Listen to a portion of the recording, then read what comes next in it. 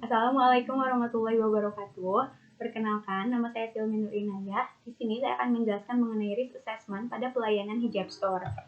Sebelum masuk ke pembahasan, di sini terdapat outline yang menunjukkan 3 proses utama dari risk assessment, yaitu risk identification, risk analysis, dan risk evaluation. Kemudian ada inputannya berupa risk assessment konteks dan outputnya berupa risk treatment.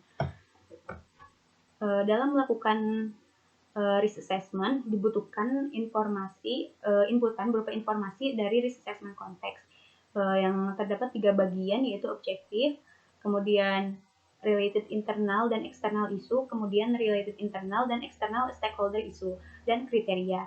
Nah, untuk objektif ini dibagi menjadi 2, ada objective assessment dan objective process. Nah, untuk objective assessment itu bertujuan untuk mengidentifikasi dan meminimalisir terjadinya kegagalan produksi yang dapat merugikan perusahaan. Dengan dilakukan asesmen risiko, kita dapat mengetahui risiko yang terjadi, kemudian mengendalikan risiko tersebut.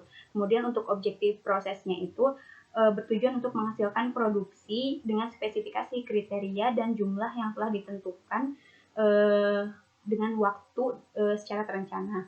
Kemudian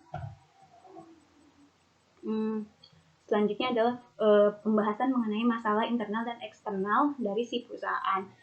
Nah, dari sisi internal misalnya kita ambil contoh dalam study case ini, yaitu kurangnya tenaga ahli. Nah, itu tuh menyebabkan kurangnya keterampilan dalam membuat desain yang cocok untuk kebutuhan pasar saat ini. Nah, dengan menggunakan SWOT analysis itu dapat menjadi kelemahan bagi si perusahaan. Kemudian dari sisi eksternal, misalnya penduduk Indonesia mayoritasnya Muslim. Nah, kebanyakan muslimah itu kan menggunakan hijab. Nah, itu bisa dijadikan peluang bagi si perusahaan untuk mengembangkan usaha ini. Untuk stakeholder internal dan eksternalnya itu, untuk internalnya itu misalnya perusahaan, untuk eksternalnya itu misalnya konsumen. Kemudian ada risk kriteria. Nah, kriteria itu didasarkan pada 4, yaitu risk kriteria, likelihood matrix, severity matrix, dan risk matrix. Nah, untuk risk kriterianya ini didasarkan pada objektif proses dari si perusahaan. Di study case ini ada 3, misalnya kehilangan jumlah pelanggan, keuntungan, dan kepuasan pelanggan. Nah, selanjutnya adalah risk matrix. Jadi risk matrix itu digunakan dalam pemilihan suatu kondisi dengan melihat risiko di dalamnya. Nah, risk matrix ini merupakan tabel yang merupakan kombinasi dari likelihood matrix dan severity matrix. Nah, di likelihood matrix itu misalnya untuk risk matrix 3x3 misalnya ada 3 tingkatan.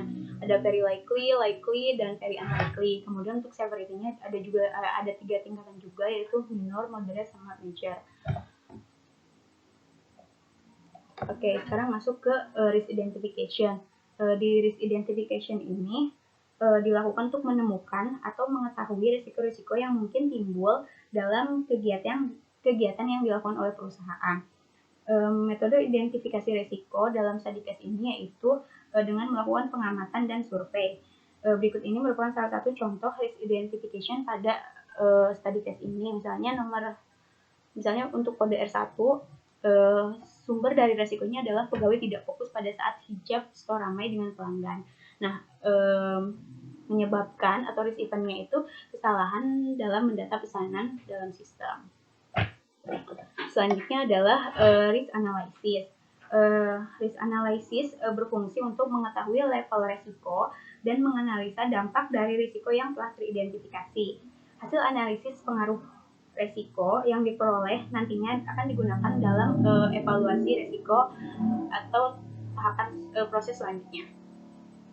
Misalnya dalam study case ini, setelah kita analisis likelihood dan severity-nya dari masing-masing 4 resiko tadi, misalnya untuk kode R1 nilai likelihood-nya 3, severity-nya juga 3.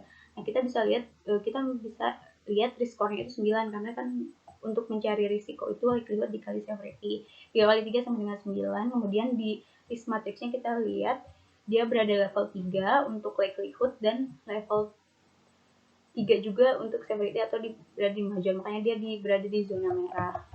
Selanjutnya adalah proses risk evaluation. Risk evaluation adalah proses pengambilan keputusan tindakan resiko berdasarkan kriteria yang telah ditentukan dengan membandingkan tingkat resiko yang diestimasi dengan kriteria risiko yang telah ditetapkan pada saat konteks ditentukan. Nah, hal ini dilakukan untuk menentukan seberapa pengaruh risiko tersebut terhadap perusahaan atau organisasi. Pengambilan keputusan treatment risiko didasarkan pada tiga pertimbangan, yaitu risk kriteria, yaitu risk matrix, kemudian risk treatment option, yaitu opsi-opsi untuk melakukan treatment risiko, dan pertimbangan ketiga yaitu cost benefit analysis atau plus minus analysis. Nah, bisa dilihat di tabel ini tuh kalau misalnya contohnya untuk kode R1 untuk kolom 1 kode risk statement itu merupakan definisi dari resikonya menggunakan format risk statement. Kemudian untuk kolom 3, 4, 5 itu merupakan tingkat signifikansi risiko. Kemudian untuk kolom 6, 7 itu merupakan hasil dari si evaluasi risiko. Karena di sini risk levelnya high, makanya dia di treatment. Makanya si risiko 1 itu di treatment. Selanjutnya adalah risk treatment. Di risk treatment itu ada 4 proses, yaitu risk treatment ada 4 bagian, yaitu risk treatment option, risk mitigation plan, risk contingency, dan risk continuity.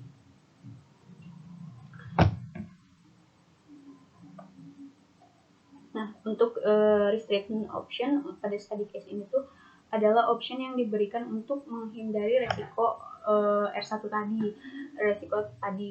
Nah, di sini ada 2 option, yaitu yang pertama menyediakan pembagian posisi hijab store seperti ada yang bertugas melayani pelanggan, ada juga yang khusus untuk memasukkan pesanan dalam sistem, dan ada juga yang melakukan pengecekan setelah masuk pada sistem.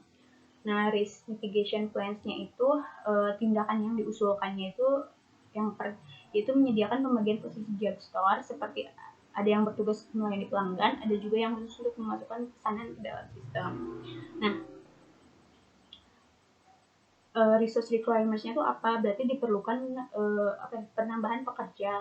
Kemudian untuk pengukuran performansinya itu yaitu dengan tidak adanya keluhan dari customer. Reporting dan monitoring requirement-nya dengan menggunakan laporan pembelian sesuai dengan pesanan.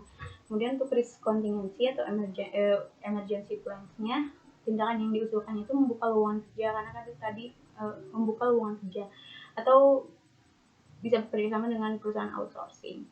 Kemudian untuk pengukuran performansinya sama, tidak ada keluhan dari customer dan customer merasa nyaman hingga berlangganan untuk membeli hijab.